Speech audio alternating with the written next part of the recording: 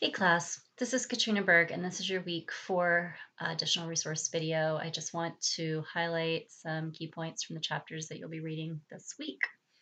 So the chapters that you're going to be covering really are talking about things as brand and product decisions. You're also looking at pricing decisions, marketing channels, and physical distribution.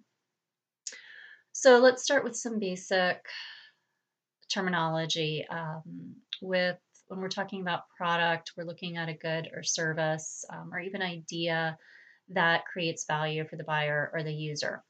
There are two types of products. You're looking at consumer and industrial.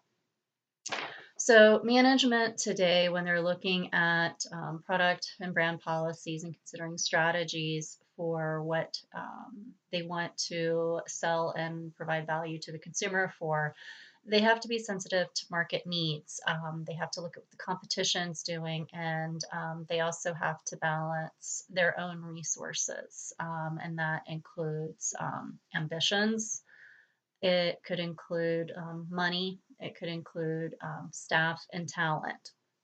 So again, management today really needs to find a balance between everything that's going on in their home country, in their expansion country, and it can be internal and external factors.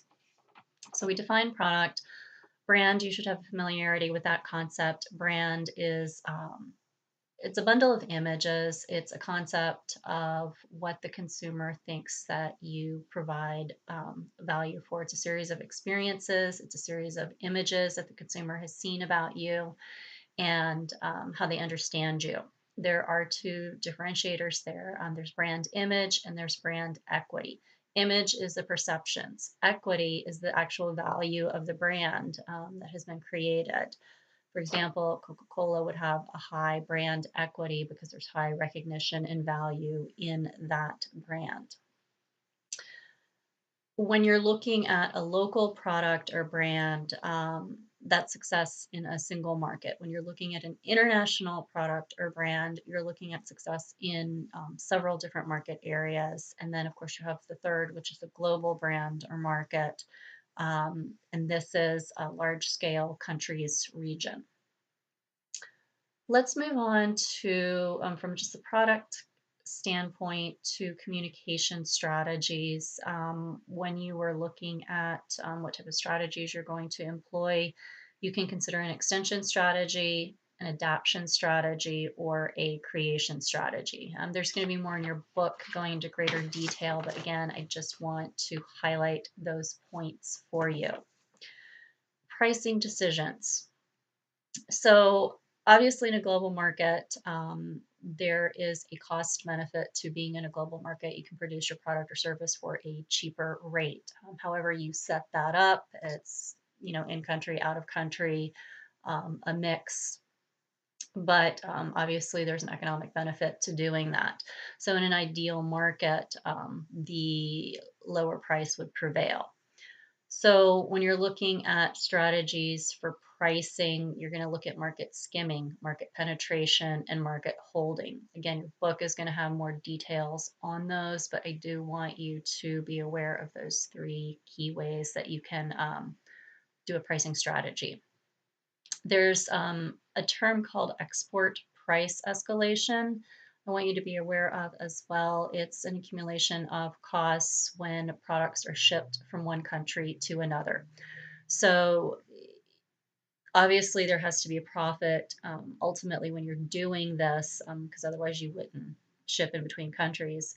But once you make a pricing decision, you look at your costs, your benefits, and what your profit's going to be. Don't forget to factor that escalation cost in as well.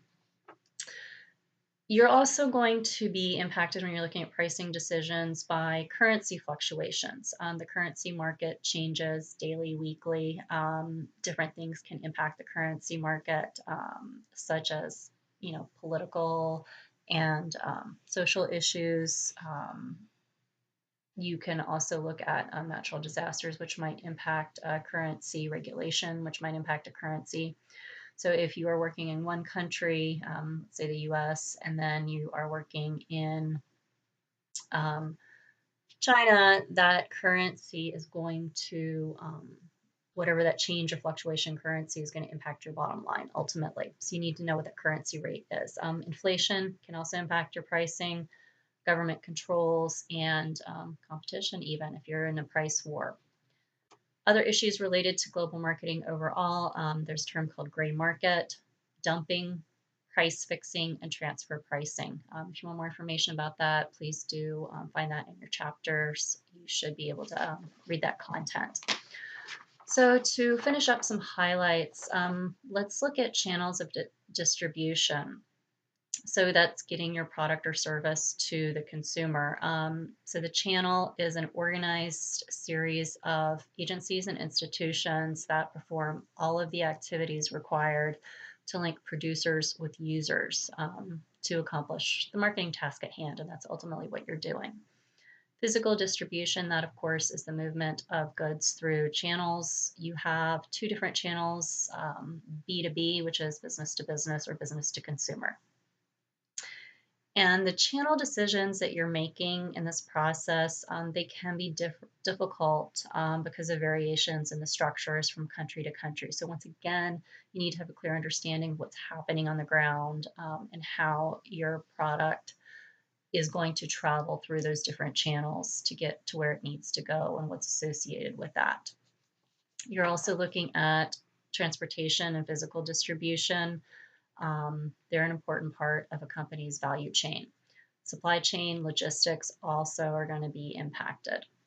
So that's it for the summary for this week class. Let me know if you have any questions. Thanks.